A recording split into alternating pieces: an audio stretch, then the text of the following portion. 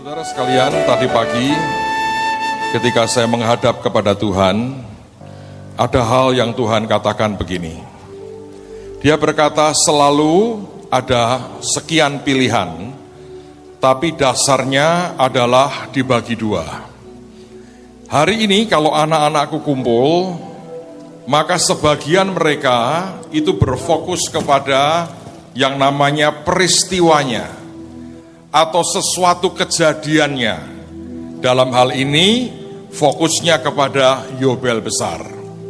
Dan kita berkata ini yang akan terjadi berkaitan dengan Yobel besar. Tetapi ada satu sisi yang ini tidak boleh Anda gusur sama sekali. Yaitu sisi yang kedua menurut saya yang paling penting adalah berkaitan dengan pribadi Tuhan Yesus sendiri. Nah, kalau fokus kita hanya kepada peristiwa atau apa yang bakal kita terima atau apa yang bakal kita alami, saudara, Anda sedang mengesampingkan pribadi yang adalah sumber dari segala-galanya. Saya diberkati dengan klip yang sederhana, ternyata dari Korea. Ada orang yang disuruh pegang salib untuk menunjukkan kepada banyak orang kemana untuk ketemu dengan Tuhan Yesus. Nah, banyak orang sebenarnya berfokus kepada bendanya. Padahal benda itu menunjuk kepada pribadinya, yaitu Tuhan Yesus. Pak, yang harusnya bagaimana? Mari utamakan pribadi Yesus kita dan nikmati semua pekerjaan tangannya. Mari cintai Tuhan yang begitu ajaib, yang mati dan bangkit buat kita, dan masih terus menyertai kita sampai kesudahan zaman. Tapi mari percayai semua janjinya akan jadi kenyataan. Tapi fokusnya tidak boleh yang lain. Di atas segala-galanya, hanya satu di atas segala-galanya, nama di atas segala-galanya. Nama siapa? Yesus. Saudara sekalian, beberapa minggu yang lalu kami kedatangan tamu. Saya pernah cerita sebagian itu waktu di gereja. Tuhan kirim Maurice Clark. Dan ada beberapa kejadian yang saya ingin ceritakan buat saudara. Kami tidak pernah cerita dengan dia soal yang namanya panggilan dan sebagainya, enggak ada. Dia mengajar 1 minggu di Impact sebelum Sabtu Minggu khotbah di gereja. Hari Rabu malam saya ajak ketemu sebentar di belakang di green room, kami ngobrol. Maurice Clark, kalau Anda tahu istrinya Debra, itu adalah karateka dan 3. Gede badannya. Jadi suaminya apa boleh buat? Karateka dan 3. Suaminya alus main violin, istrinya pedagang berlian, karateka dan 3. Mantap kan saudara? Tapi mereka berdua adalah orang-orang yang menurut saya karunia kenabiannya ajaib. Pada waktu selesai ngobrol, nggak ada apa-apa, biasa kita ngomong biasa, terus dia berkata, Pastor, aku sudah waktunya ngajar di Impact. Saya bilang, oh ya silahkan. Saya berdiri, antar dia ke depan pintu. Ketika dia jalan mau keluar, tiba-tiba dia lihat saya, matanya berkaca-kaca, dia diam lama. Lalu kemudian dia berkata begini, aku lihat kamu ini pakai jubah warna ungu dan emas. Dan di atas kepalamu itu ada mahkota dari emas. Dia bilang, ini jubah raja-raja. Terus dia membungkuk berkata, Your Majesty, katanya. Saya berkati Tuhan, puji Tuhan. Masa saya ikut begini kan gak lucu saudara ya. Saya berkati dia. Udah pergi sekali. Satu hari selesai kebaktian, tiba-tiba dia ngomong lagi. Dia berkata begini, kalau aku lihat caramu nyembah, aku lihat Daud.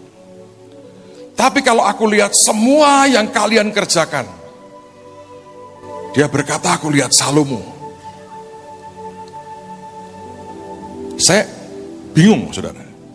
Karena selama ini kita selalu menyanyikan lagu itu. Terus yang ketiga, Pada waktu itu kami lagi makan. Nah, malam itu kami kedatangan tamu juga. Selain dia yang mengajar, dia kan orang Yahudi. Kami kedatangan hamba Tuhan, kepala sekolah dari sekolah Alkitab yang di Bethlehem. Dan dia orang Palestina. Jadi ketika pertemuan yang tidak kami atur sebelumnya terjadi, saya berkata, tolong kalian berdua ikut memberkati jemaat dan bangsaku. Lalu saya berkata kepada yang Palestina, kamu mewakili, kita mewakili bertiga keturunan daripada Abraham. Kamu garisnya Ismail. Kamu yang Yahudi garisnya Ishak. Aku juga keturunan Abraham, garisnya Tuhan Yesus. Loh, Alkitab berkata di dalam Kristus, kita adalah keturunan Abraham, amin, dan berhak mendapatkan janji itu. Jadi dia tanya sama saya, aku berkati pakai bahasa apa? Arab dong. Baru afdol. Oh ya, dia ngucapin pakai bahasa Arab. Saya percaya bagus lah pokoknya. Terus yang Yahudi, dia buka seperti Taurat itu, dia nyanyi. Itu ucapan dari Imam Besar Harun untuk jemaat. Yang Tuhan berkata harus mengucapkan begini-begini, dinyanyikan sama dia. Setelah dua-duanya, keturunan dari Yesus memeteraikan, saudara. Sah. Semua garis Abraham kita dapat. Pada waktu makan malam, istrinya berkata gini, Deborah berkata, Pastor, peristiwa hari ini itu langka, dan saya yakin ini peristiwa ilahi. Jadi kita ngasih ngobrol lah bertiga, anak-anak Abraham kumpul, tidak ada perang batu, tidak ada apapun, semua baik-baik, damai, damai, damai. Lalu tiba-tiba Maurice Clark berkata pada saya begini, Pastor, dia bilang, Tuhan berkata dengan jelas, maksimal 9 bulan lagi, ada berkat yang tidak pernah kamu duga, akan seperti ambrol dari atas dari surga, turun dalam hidup anak-anak Tuhan ini. Saya amin sih, saudara. Tapi pada awal tahun, waktu kami hamba-hamba Tuhan berdoa, Ibu Nani dapat pesan Tuhan. Saya harap masih ingat itu. Beliau berkata, tahun ini sekitar September atau Oktober, akan ada blessing Tuhan luar biasa dia beri. Beda nggak dengan Maurice? Enggak, dia berkata maksimal 9. Kenapa tidak bulan ke-9 saja? Supaya lebih cepat, lebih baik. Tapi sebetulnya buat saya itu sebuah konfirmasi. Dan satu hal terakhir, saudara, ini yang aneh sekali lewat hamba Tuhan ini. Dia berkata begini, tiba-tiba dia berkata, Pastor, aku lihat Tuhan beri kepadamu kunci buat buka gudang kekayaan surga.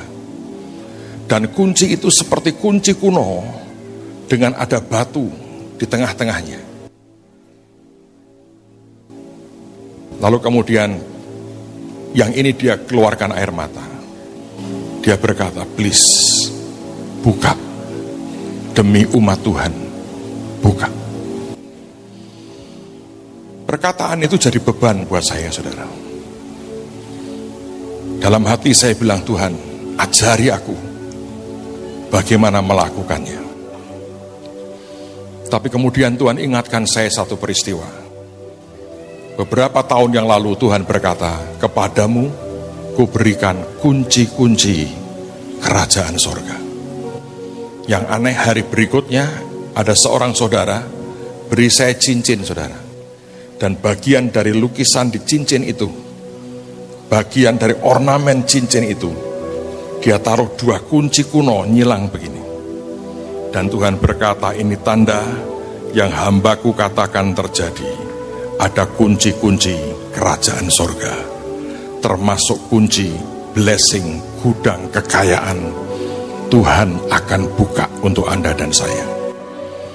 Saudara, pada waktu saya datang ke Tuhan lagi, dan Tuhan berkata, kan bukan hanya 1 kunci, nak.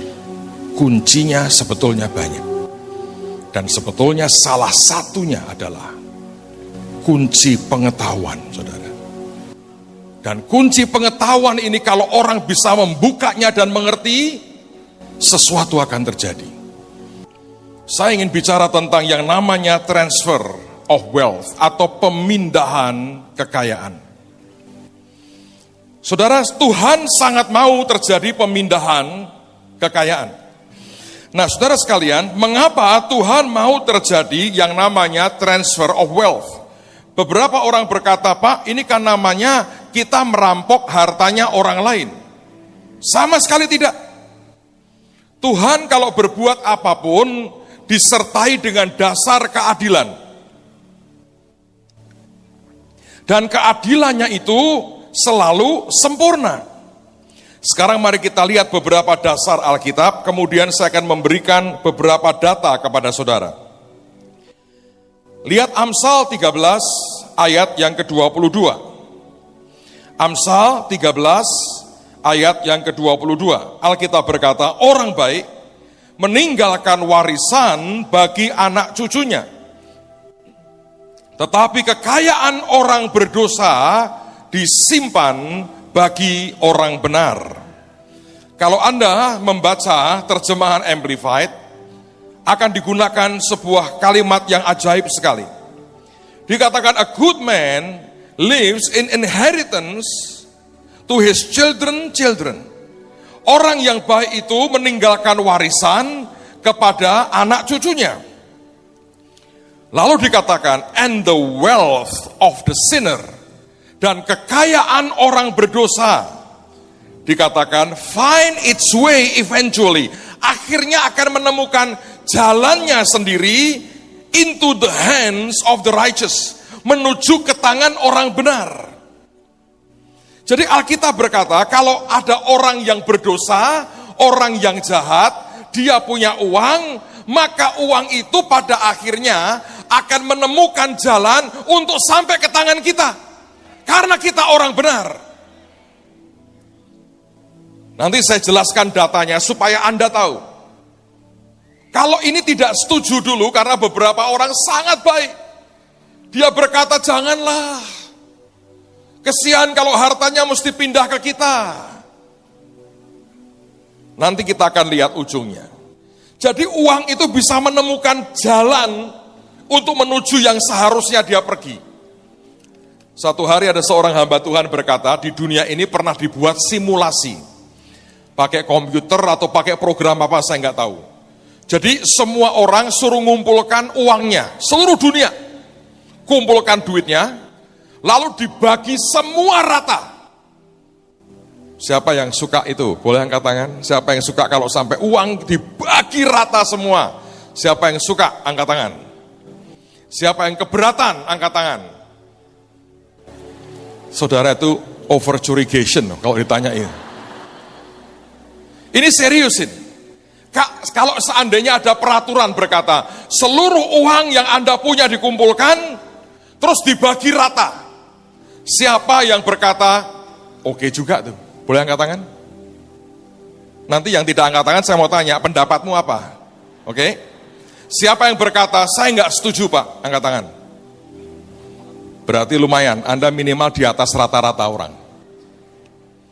Tapi pernah dibuat, semua mata uang dikumpulkan, di seluruh dunia dikumpulkan, dan dikatakan, mari kita bagi rata. Terus disimulasi. Mereka akhirnya berpendapat, dalam waktu hanya beberapa tahun kemudian, maka akan kembali seperti sebelum dibagi. Ada orang yang sangat kaya raya, dalam sekian tahun kemudian dia kembali kaya raya. Ada yang sebelum dibagi dia miskin banget, itu akhirnya kembali ke dia miskin banget.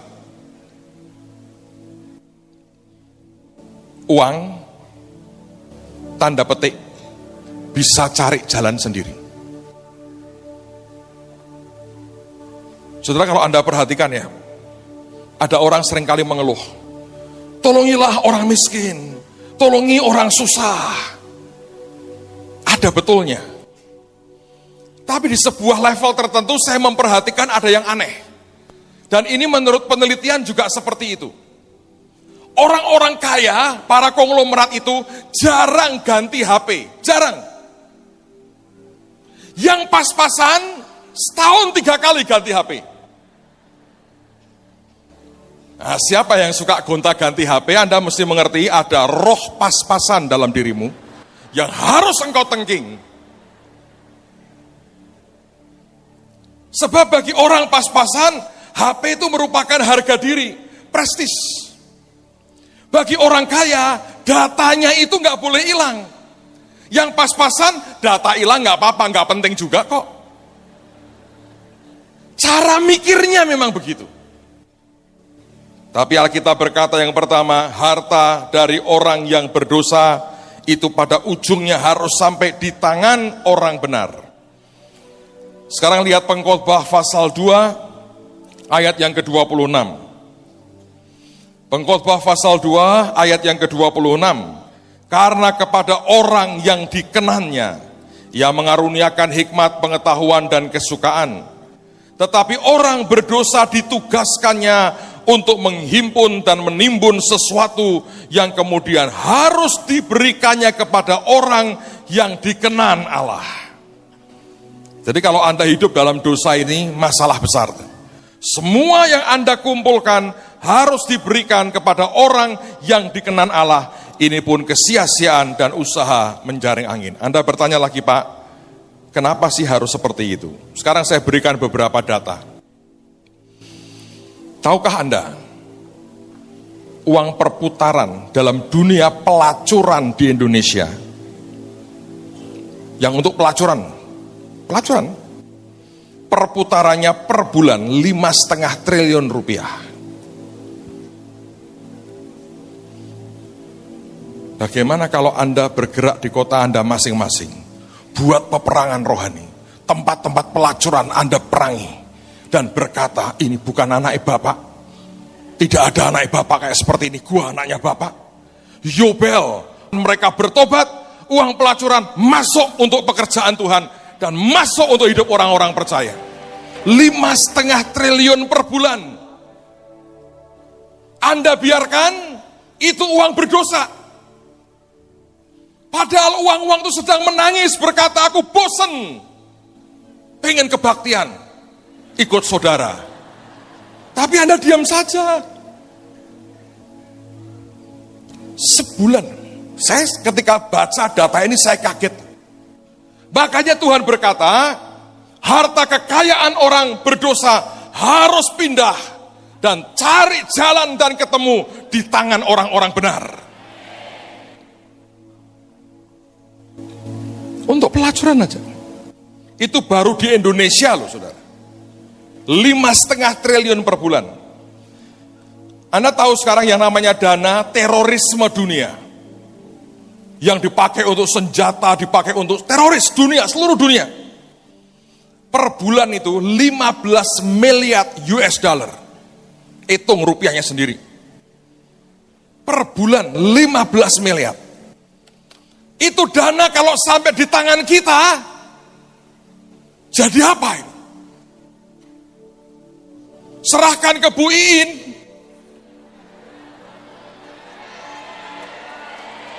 Menurut saya Singapura, Malaysia, Thailand akan bergabung dengan Republik Indonesia. Dipatoki habis tiap meternya. Tapi Anda tidak cukup untuk berdoa. Buat terorisme dihabisi. Anda mau biarkan itu? 15 miliar dolar Amerika per bulan dipakai untuk membunuhin orang. Itu dana, menurut saya adalah tidak berdosa kalau di tangan orang benar.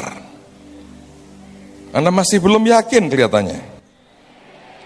Apa saya ngomong angkanya kegedean kali ya? Anda tahu untuk narkoba,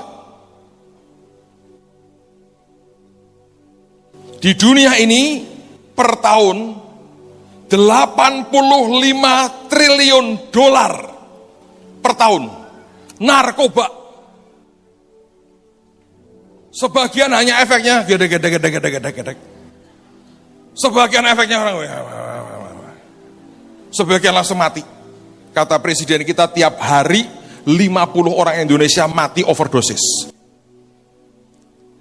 Menurut catatan Badan Narkotika, minimal Indonesia ini per hari omset narkoba itu 1 triliun per hari. Kenapa kita tidak dolengi kota lagi, perangi kota kita dan berkata stop narkoba? Orang akan cari Roh Kudus, duitnya per triliun buat orang benar. Masa Anda kasihan sih sama pengedar narkoba? Kasihanlah para pengedar, jangan-jangan Anda bandar. Masa kasihan? Tahu nggak 1 triliun per hari itu daya rusaknya seperti apa? Ini serius loh. Makanya kita baru bicara soal ini, uang jahat nih saudara. Tapi saya percaya ini harus kembali kepada orang-orang benar. Yang lebih dahsyat lagi, yang namanya money laundry. Itu uang mungkin dari penjualan senjata gelap, dari segala macam yang lain-lain. Money laundry per tahun itu mencapai 800 triliun dolar Amerika per tahun. Kita perlu buka ini, laundry service. Money laundry itu baru bagus kalau dibasuh dengan darah Yesus. Baru itu keren. 800 triliun. Kalau Anda hitung semua uang kotor di dunia beredar, itu hampir 900 triliun dolar Amerika per tahun. Anda kasihan dengan bandar-bandar narkoba kalau mereka bangkrut. Anda kasihan dengan bandar judi kalau mereka bangkrut. Anda kasihan dengan gembong-gembong teroris kalau mereka bangkrut. Menurut saya semua uang kejahatan ini layak dikatakan tarik dalam nama Tuhan Yesus. Ini Yobel. Tergantung apakah kita berani melakukannya dan mau melakukannya. Sekarang mari kita lihat kitab Keluaran pasal yang ke-11 ayat 2 dan ayat yang ketiga. Keluaran pasal 11 ayat 2. Azan itu, azan itu. Teriakkan di telinga umatku, serukan di telinganya, proklamirkan itu. Dan dia berkata supaya setiap laki-laki meminta. Dan kata meminta itu artinya minta dengan kuat. Dan Tuhan sampai teriak, proklamirkan Musa di telinga umatku, supaya mereka minta dengan kuat. Terus caranya bagaimana Pak? Awalnya, ini yang saya percaya, saudara mesti bergerak dalam pelayanan malaikat. Beberapa hari yang lalu, saya dapat artikel dari majalah Karisma. Ada seorang hamba Tuhan lihat ada tangga turun dari surga, dan malaikat itu turun naik. Dan waktu malaikat pada turun, maka orang ini mengatakan, apa Tuhan, ini malaikat apa? Tuhan berkata, ini malaikat terobosan, breakthrough, angels of breakthrough. Saudara, saya sekarang mau cerita 2 kesaksian saya. Di antara semua yang lain mungkin ini termasuk yang paling signifikan yang pernah saya alami. Dan sampai hari ini saya berkata, ini harus diaktifkan lagi. Pada waktu itu saya masih kuliah, saudara. Dan ketika saya kuliah, saya menikmati kuliah saya. Saya ambil sejarah, tidak ada pelajaran yang menjengkelkan selama ini hilang. Matematika hilang, apa zaman dulu ada akuntansi hilang, nggak ada, no way. Zaman Mojopahit tidak ada, itu nggak ada. Saya nggak pernah belajar yang susah, saya nikmati pelajaran yang enak sekali. Jadi saya setiap kali kuliah itu nggak pernah dipaksa siapapun. Saya kalau nggak kuliah aja menyesal sekali. Saya nikmati karena seperti orang didongengin, saudara, enak sekali. Satu hari ada satu mata pelajaran dan dosen saya itu masih bujangan, laki. Saya nggak terlalu happy dengan dia. Kenapa? Dia dikenal begini, tidak pernah memberi nilai A kepada mahasiswa. Dia berkata A itu miliknya Tuhan dan malaikat-malaikatnya. Jadi kalian sepintar apapun tidak layak dapat A. Aneh juga ada manusia seperti itu, tapi saya ngalami. Tapi kalau ada mahasiswi yang dia naksir, dapat B. Segoblok-gobloknya B. Mahasiswa sepinter-pinternya tidak pernah B, C. Pada waktu itu saya koordinator buat angkatan saya. Dan saya ketika melihat itu, saya bersikap. Apa yang saya buat, saya tidak ajak dia ngomong sama sekali. Saya dekat dengan semua dosen kecuali satu ini, saya isolasi. Udah lu di situ aja, gua nggak mau bersentuhan dengan orang nggak mutu begini. Pelajarannya saya ikuti, karena saya punya kepentingan harus lulus dan saya harus punya nilai bagus. Dan rupanya dia tersinggung. Padahal saya nggak pernah negur dia, nggak pernah mencaci maki, cuma tak diemin aja. Marah saudara, marah sekali, tersinggung sekali. Saudara, pada waktu ujian, selesai ujian, saya diberi nilai D. Dan itu tsunami, saudara. Karena orang berkata, tidak mungkin. Buat dia dapat nilai D tidak mungkin. Saya aja rada tabu.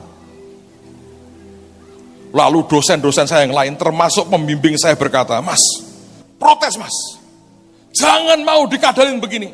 Minta hasilmu di mana salahnya, ajak diskusi, tak bantuin. Itu saya beberapa dosen loh, backup saya. Nah waktu itu saya mulai belajar bicara dengan Roh Kudus. Dan saya bilang, Tuhan, apa yang harus aku lakukan? Jangan berontak nak, Tuhan, tapi ini artinya tahun depan gua masih ngulang. Dan semua orang berkata dia tidak akan biarkan kamu hanya sekali ngulang. Kamu akan ditahan sampai 3-4 kali. Itu cara dia. Saya bilang, Tuhan, kalau aku tidak protes, aku tidak berontak sekarang, masalahnya tahun depan baru aku mesti kuliah lagi. Tuhan berkata, ikuti caraku nak. Saya bilang, oke. Saya ngomong dengan semua dosen, enggak Pak, saya tidak akan berontak, saya akan tahun depan saya ulang lagi. Tahun depan saya ngulang lagi saudara. Pelajarannya persis sama sampai bosen. Menurut saya bisa ngajar lebih baik dari dia. Menurut saya. Bosennya luar biasa. Akhirnya waktu ujian datang lagi. Tepat setahun. Saya masih ingat, saya diberi 3 atau 4 soal, seingat saya. Soal pertama itu begini. Sebutkan 5 buku dalam bahasa Belanda yang harus Anda baca. Judulnya apa? Nama penulisnya siapa? Penerbitnya penerbit mana? Terbit tahun berapa? Siapa yang tahu, saudara?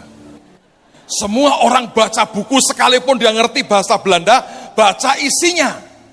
Penerbitnya mana? Tidak pernah kita pelajari, nggak pernah itu. Saya bilang ini gila ini pertanyaannya. Terus yang kedua, di buku ini dia tulis bahasa Belanda itu. Bab 3 judulnya apa? Buku ini tebalnya berapa halaman?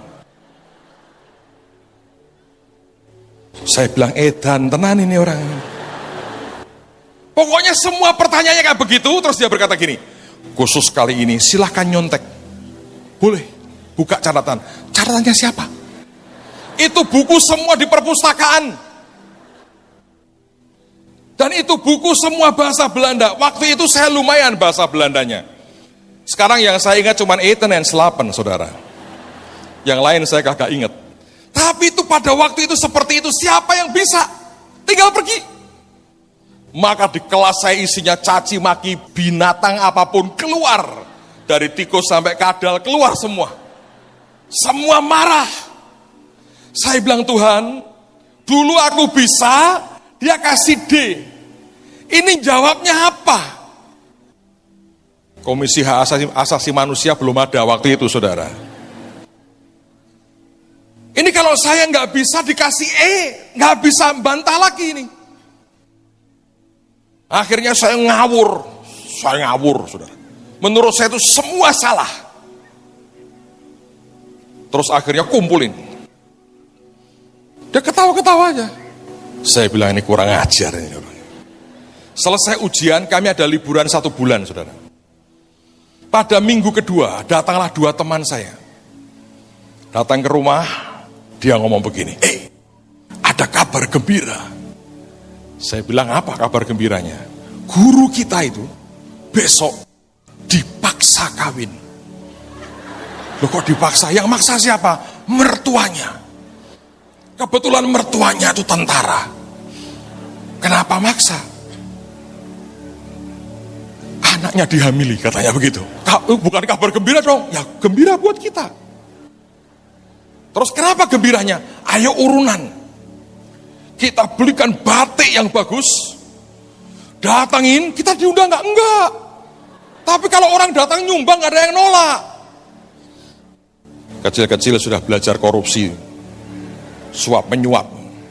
Tulis nanti ya, selamat menempuh hidup baru, terus namamu ditulis. Tulis nomor induk mahasiswanya. Saya itu sampai sekarang masih ingat nomor induk mahasiswa saya loh, saudara. Serius. A301811303. Kalau nggak percaya cek di Undip, pasti bener. Nanti kita sebut nama kita dan nomor induk mahasiswa kita. Beres, ini kesempatan kapan lagi ada peristiwa seperti ini? Kadang-kadang sengsaranya orang jadi keuntungan buat orang lain. Saya sudah mau mengiyakan, terus saya ini lagi belajar ngomong dengan Roh Kudus. Tuhan, aku boleh nggak gini? Dan ada suara berkata, motifmu apa? Saya ngomong terus orang, nyuap. Masakan begitu. Oke. Terus saya bilang, saya nggak jadi. Lu goblok, enggak, aku nggak mau. Dia pergi, saudara. Nah, waktu dia pergi, teman saya pergi, saya masuk kamar sendirian. Saya berkata, Tuhan, apa yang harus aku lakukan? Ini keadaan seperti ini. Dan tiba-tiba keluar satu ayat dalam surat Ibrani, bahwa malaikat diutus kepada kita, yaitu orang-orang yang harus diselamatkan. Dan Tuhan berkata, pakai pelayanan malaikat. Lalu kemudian saya berkata begini, Tuhan, aku minta 2 malaikatmu, gak usah banyak-banyak lah, 2 aja. Aku mau utus yang 2 ini, Tuhan. Cari di mana dosenku berada. Entah lagi ngepas baju atau apa, saya nggak tahu. Omongin di telinga kanan kirinya. 24 jam dan tidak boleh berhenti sampai dia tulis. Dan omongannya harus berkata begini, Petrus Agung harus diberi nilai A.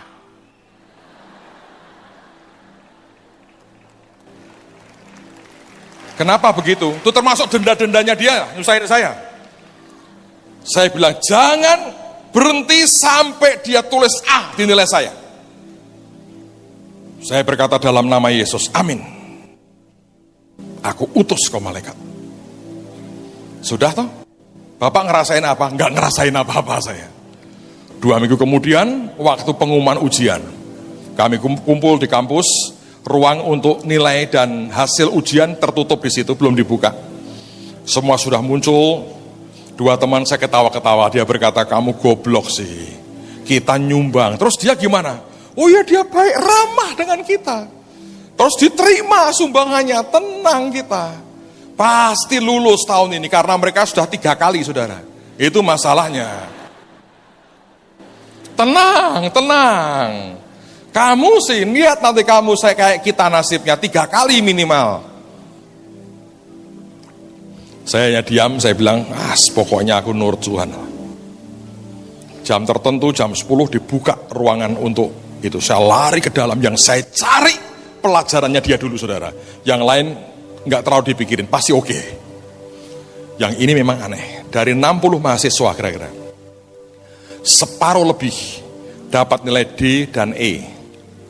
2 teman saya ini, dua-duanya E. Wah, yang namanya hujatan, makian, kebun binatang, keluar semua, saudara. Kalau Anda, saya nggak tega aja, sudah tidak ada di perbendaharaan saya, saudara. Itu keluar semua, sampai orang berkata, lu ngapain? Gua sudah kasih batik. Nah itu dua-duanya, bapaknya petani. Bapakku nyangkul ini tuh beli batik kayak aku diberi Tuhan, ngamuk-ngamuk, saudara. Ada kira-kira mungkin 15-20 orang dapat nilai C, ada mungkin beberapa lah dapat nilai B. Dari 60 mahasiswa itu, saya satu-satunya dapat A.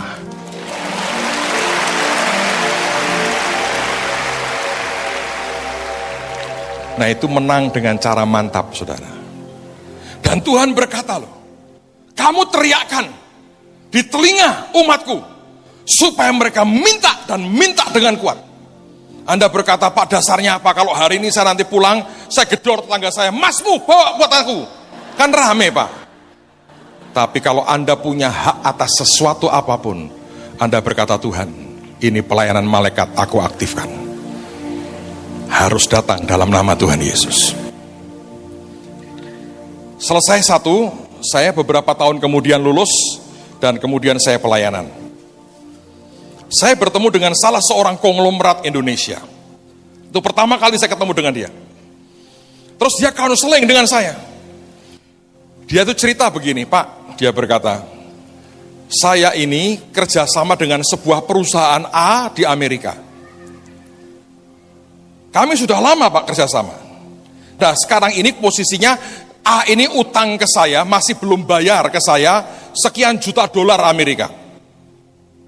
Tiba-tiba perusahaan A ini dibeli oleh perusahaan B. Kan harusnya B ini bertanggung jawab dong dengan pinjaman ke saya yang harusnya dia bayar ke saya. B-nya nggak mau. Ini manajemennya gabungan, Pak, Itali sama Yahudi. Saya sudah coba ngomong baik-baik, berkali-kali saya ke New York untuk rundingan, nggak pernah tembus. Akhirnya saya jengkel, saya pakai pengacara, maju ke pengadilan, sudah setahun lebih tidak bisa tembus. Lawyer mereka juga hebat dan tidak mau bayar. Apa yang harus saya lakukan, Pak? Tiba-tiba Tuhan ingatkan peristiwa bagaimana kita bisa buat namanya pelayanan malaikat. Lalu saya berkata gini, Pak, Bapak sudah bayar perpuluhan belum? Kaget. Belakangan dia ngaku dengan saya. Oh, ini pendeta mata duitan ini. Yang ditanya pertama perpuluhan bukan persoalan saya. Saya coba tak jebaknya. Dia berkata, belum, Pak. Perpuluhan saya memang banyak, Pak. Saya serahkan ke siapa, Pak? Dia pikir saya berkata, sini. Enggak. Saya hanya bilang, Pak, di tempat Bapak terima makanan setiap kali. Oh, saya ke gereja, Pak. Gembalanya memberi saya makan rohani. Bapak harus kembalikan ke situ. Di tempat di mana engkau terima makanan rohani. Di gereja lokal di mana engkau terima makanan rohani, lu ke situ. Loh, kalau saya serahkan ke Bapak, jangan. Ke pendetamu saja, jangan ke saya. Dia baru kaget. Oh, ini orang bener ini. Gak cuma minta duitku. Lalu kemudian saya bilang, coba kasih saya nama-nama orang-orang yang ambil keputusan soal urusan dengan kamu. Dia beri 5 nama, sebagian orang Itali, sebagian orang Yahudi. Ayo sembahyang, Pak, sehati dengan saya. Saya doa persis sama. Saya bilang, Tuhan, aku ini hambamu. Aku berdoa buat dia, beri jalan keluar, supaya dia tahu engkau dipermuliakan. Terus saya bilang, minta 10 malaikat, Tuhan.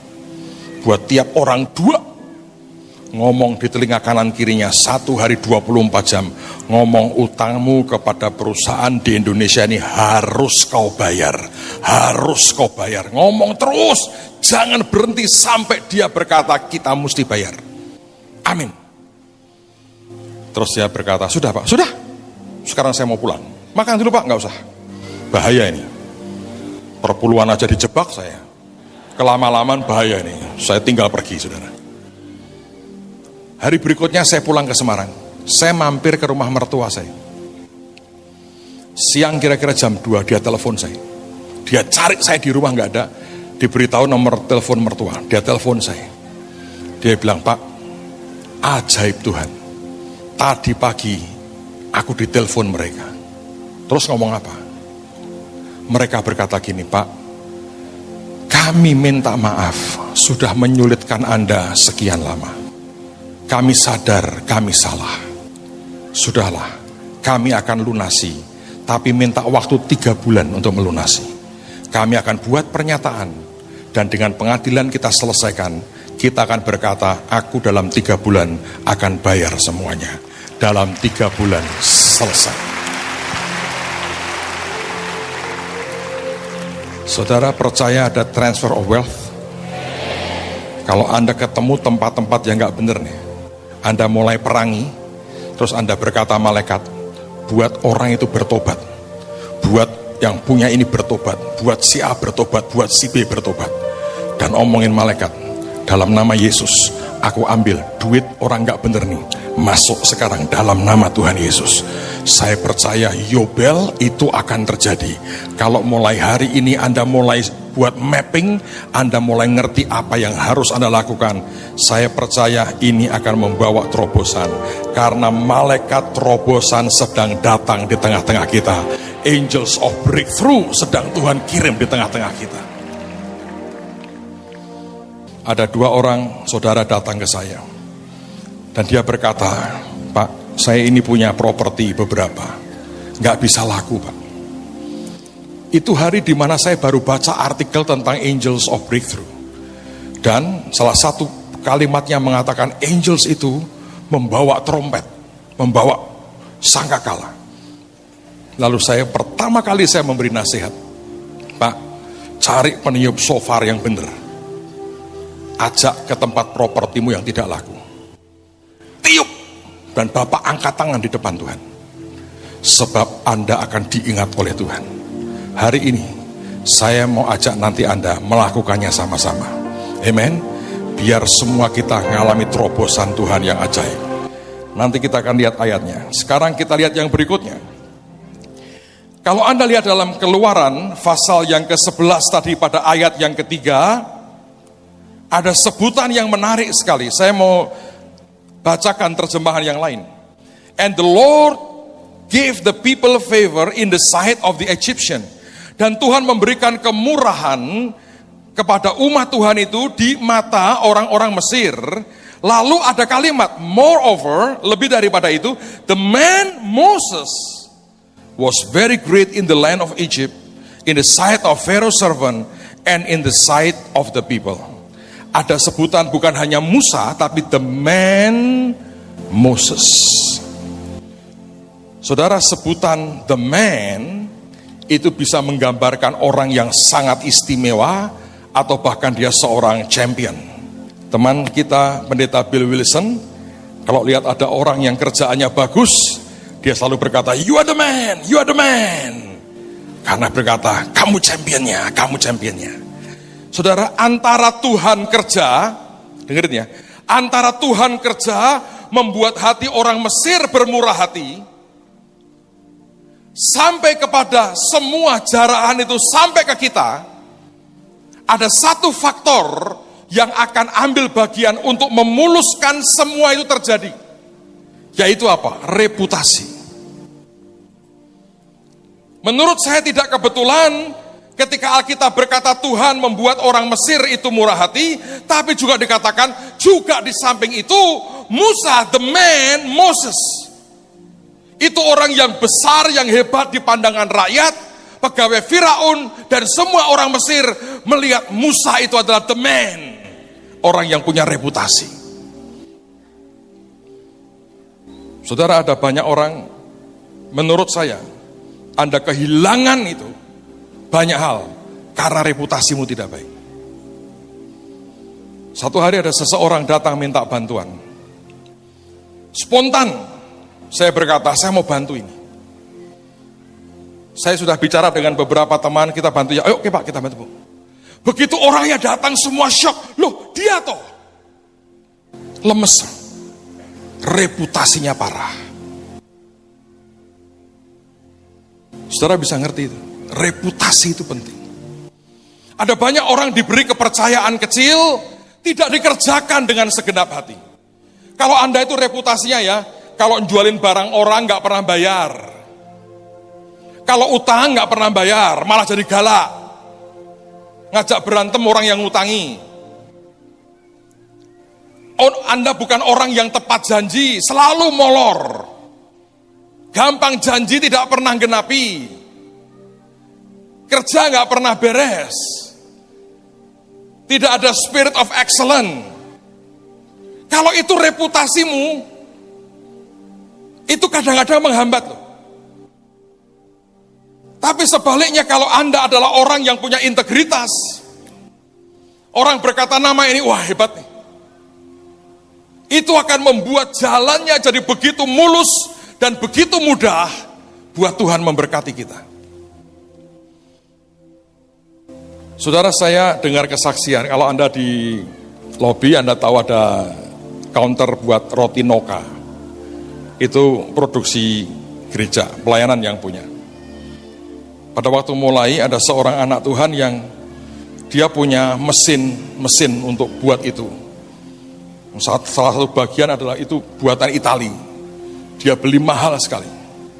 Pada waktu dia mendengar atau dia sebetulnya nggak terlalu ngerti, tidak terlalu kenal, dia doa Tuhan ngomong kasihkan JKI, kasihkan JKI. Dia bilang Tuhan JKI nggak pengen punya roti, pabrik roti kok. Tuhan bilang kasihkan JKI, kasihkan JKI. Terus ketemu dengan orang kita dan ngobrol, ternyata memang kita ada niatan. Dan dia berkata, bagaimana kalau kamu ambil punyaku?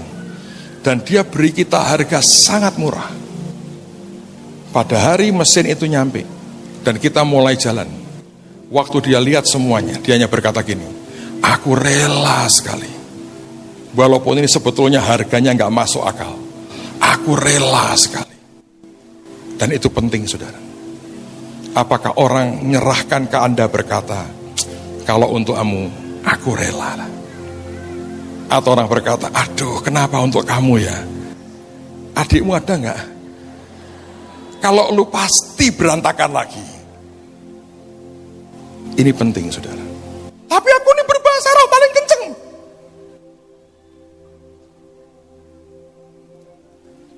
Bukan kita tidak mementingkan bahasa roh. Tapi kalau reputasimu parah, utang nggak pernah bayar, jualkan barang orang dikemplang habis, barangnya habis, uangnya juga habis, ditagih berkata, Bapak jangan begitu dong, ini kan untuk pekerjaan Tuhan. Untuk apa? Untuk melayani malaikat-malaikat. Makanya habis semua. Kalau itu reputasi Anda, saya pikir itu masalah besar. Menurut saya ada hal yang sangat penting sekali. Mari kita lihat, saya lompat ya, Mazmur 37 ayat 9 sampai dengan ayat yang ke-11. Mazmur 37 ayat 9 sampai 11. Kalau Anda punya Alkitab The Message, kalimatnya unik sekali.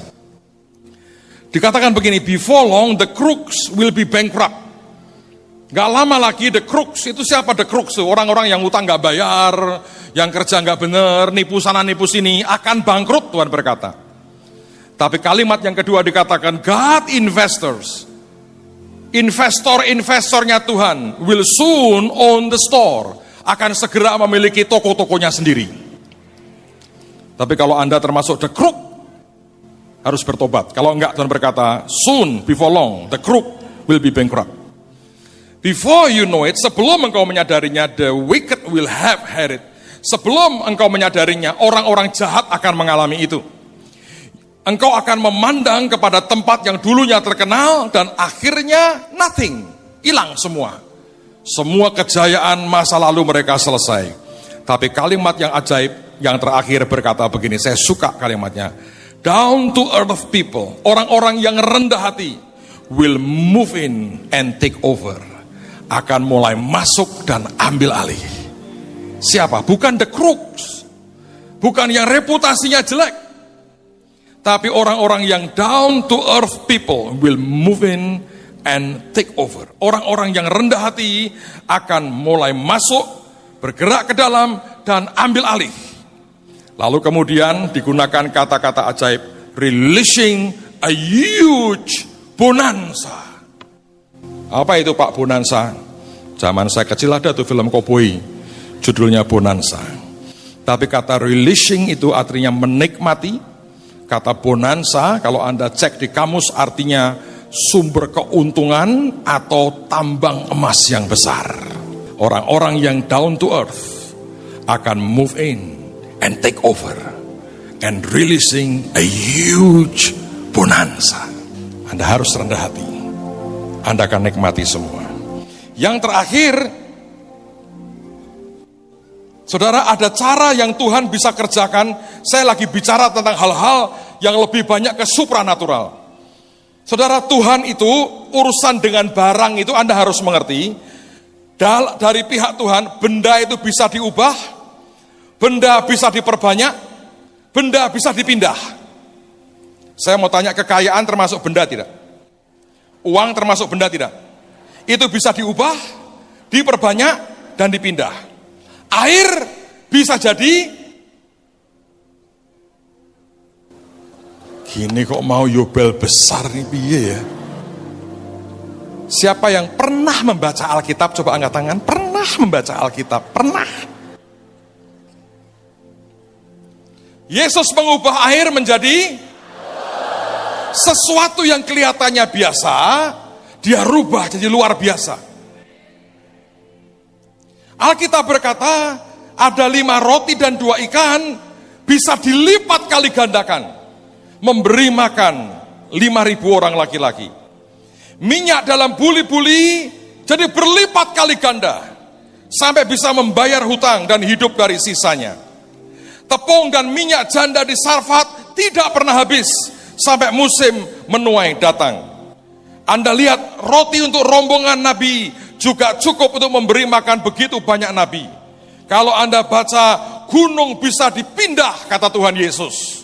Dan jangan lupa Filipus pernah dipindah. Saudara, sayang Anda tidak bisa melihat, saya pakai cincin ajaib ini. Sebetulnya ini cincin, gambarnya adalah gambar kepala Raja Wali. Pada bagian matanya ada seperti batu kecil sekali. Saya taruh, memang saya buat. Ini cincin diberi seorang hamba Tuhan. Beliau itu punya karunia aneh, debu emas, terus keluar batu-batu, lalu ada minyak. Saya pernah lihat itu, Bu Iin diberi, Bu Nani juga diberi minyak. Itu dari mangkok bening kosong, setiap kali nanti habis doa, tiba-tiba ada minyak di situ. Dan warnanya, aromanya aneh. Kalau Anda pegang tidak seperti minyak biasa, langsung begitu kering hilang. Aneh sekali.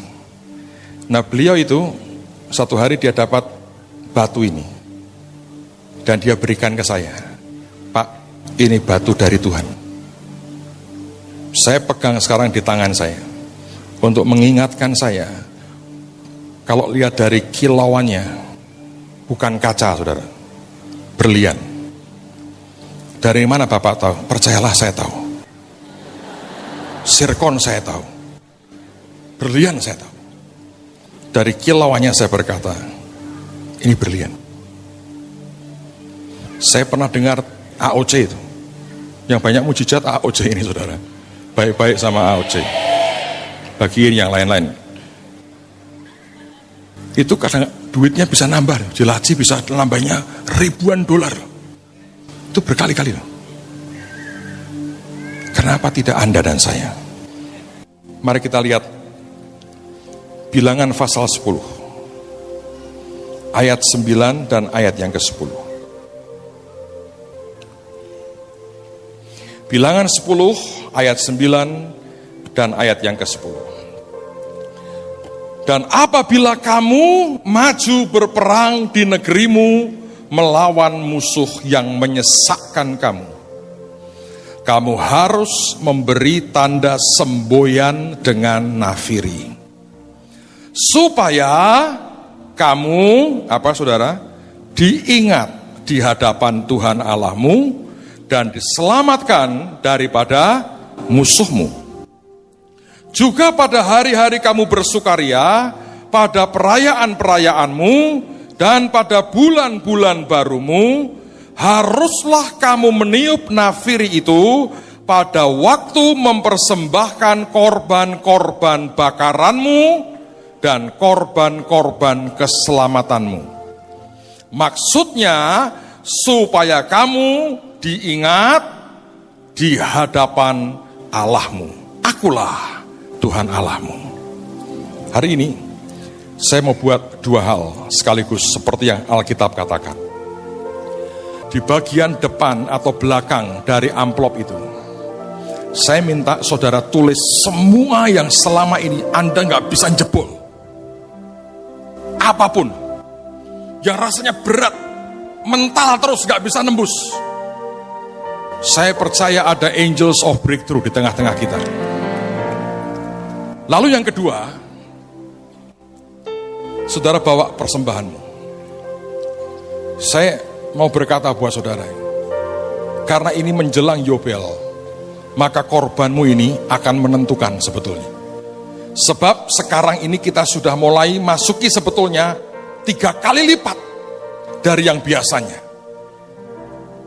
Saudara sungguh-sungguh tanya Tuhan, lakukan dalam ketepatan. Kalau ada jumlah yang Tuhan bilang Anda tidak bawa, Anda tulislah berapa. Nanti Anda bisa transfer. Anda tulis semua bebanmu, kasih nama, tanda tangani. Tanda serius. Walaupun kita tahu Tuhan Maha tahu. Hari ini kita mau berkata, ini Tuhan yang di hati kami. Dan mari percaya kita diingat oleh Tuhan. Anda tahu diingat Tuhan itu efeknya besar. Ketika Hana yang mandul diingat Tuhan, dia punya anak seorang nabi bernama Samuel. Ketika Rahel yang mandul diingat oleh Tuhan, maka dia juga punya anak yang hebat namanya Yusuf. Hasil dari diingat Tuhan selalu signifikan dan luar biasa. Karena itu saya mau berkata, mari percaya ada transfer of wealth. Dan mari kita mulai dengan apa yang ada pada kita. Karena taburan kita menentukan seberapa tuaian kita. Saya percaya anugerah Tuhan diberi. Saudara dengarkan baik-baik. Di Alkitab yang namanya transfer of wealth terjadi berkali-kali. Ini yang saya tahu. Yang pertama mengalami namanya Abraham. Dia masuk ke negeri Mesir. Dia duduki juga tanah Kanaan. Dia kuasai kekayaan sangat banyak. Yang kedua adalah anaknya bernama Ishak. Dia menabur di tanah orang Filistin. Dan dia menjadi sangat kaya, amat sangat kaya. Yang ketiga adalah Yakub. Hanya dengan tongkat dia seberangi sungai Yordan. Kemudian dia masuk ke tempat Laban. Diberkati Tuhan dan jadi 2 pasukan. Yang ketiga orang bernama Yusuf. Dia masuk ke tanah Mesir. Dan dia tundukkan seluruh Mesir di bawah kaki Firaun. Dia kendalikan akan semua perekonomian dari Mesir. Yang kelima adalah orang bernama Musa. Seperti yang tadi kita pelajari. Bagaimana Tuhan itu membuat orang Mesir bermurah hati. Dan bangsa Israel dari yang miskin tidak punya apa-apa. Dalam sekejap dia kuasai harta orang Mesir sangat banyak. Yang keenam saya percaya adalah Raja Daud. Kalau Anda lihat hidupnya dari seorang gembala biasa, dia jadi raja yang luar biasa. Dan dia kalahkan musuhnya satu demi satu. Yang ketujuh adalah Salomo. Anda mengerti zaman itu perak bahkan tidak berharga. Emas di mana-mana. Dan Tuhan melimpahi dengan yang ajaib. Ada 7 nama di Alkitab. Abraham, Ishak, Yakub, Yusuf, Musa, yang ke-6 Daud, yang ke-7 Salomo. Tahukah Anda yang ke-8? Petrus Agung. Terima kasih Anda berkata saya tirukan Anda, terima kasih. Saya mau ulang lagi. Sebagian Anda nangkap, sebagian Anda bengong. Di Alkitab ada 7 nama. Abraham, Ishak, Yakub, Yusuf, Musa, Daud. Wong baru nomor 6 kok saya sayang. 7 adalah Salomo. Petrus Agung nomor 8.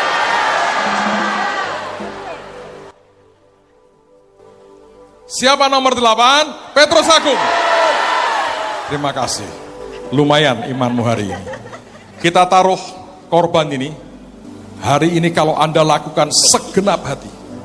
Dia sedang kirimkan akan malaikat angels of breakthrough. Saudara, saya lihat dari ujung sana tadi, gede sekali turun.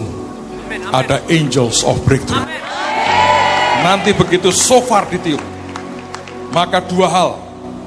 Kalau ada yang menyesakkan kamu, dan pada waktu engkau memberi persembahan, tiup nafiri, engkau akan diingat Tuhan. Diingat Tuhan. Saudara, saya minta Anda semua angkat tangan. Tapi saya minta lepaskan kasutmu, lepaskan sandal sepatu saudara.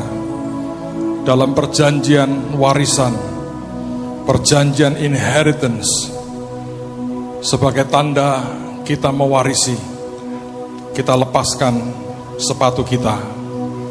Tapi hari ini juga saya mau taburkan garam sebagai bagian dari perjanjian garam. Maka dalam nama Tuhan Yesus, semua terobosan yang dibutuhkan akan terjadi. Amin. Di roh, jiwa, dan tubuh. Amin. Yang sakit disembuhkan. Amin. Semua hutangmu lunas. Semua yang menghalangi engkau berkembang dan maju hancur hari ini. Engkau akan naik dan tidak turun. Engkau akan di atas dan tidak di bawah. Engkau tidak akan berhutang. Malah engkau memberi banyak pinjaman. Karena kebaikan Tuhan, maka tidak ada orang miskin di antara kami. Saudara semua angkat tangan, semua berbahasa roh. Setelah saya taburkan garam, saya minta shofar oleh Tuhan.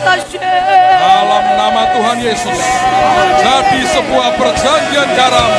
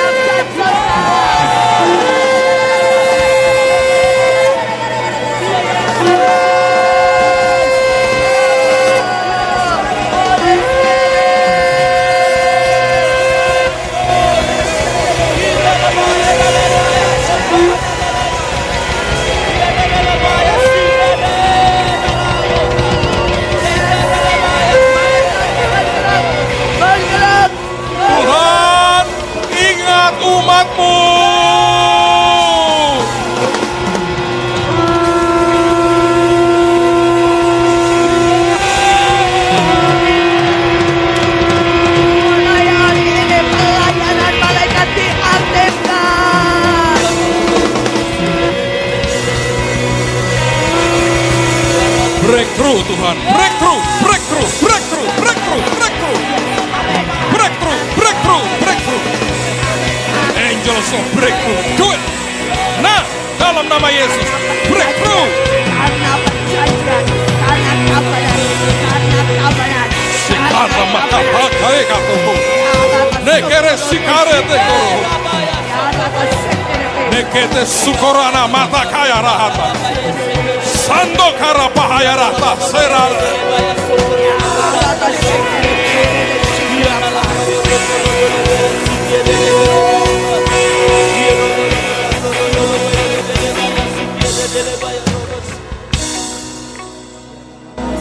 Dalam nama Allah Bapa, Putra, Roh Kudus. Dalam nama Tuhan Yesus. Termeterai dan jadi. Termeterai dan jadi. Termeterai dan jadi. Terima kasih Tuhan. Blessing-Mu turun atas hidup anak-anak-Mu di dalam nama Tuhan Yesus. Yang percaya berkata, Amin. Amin.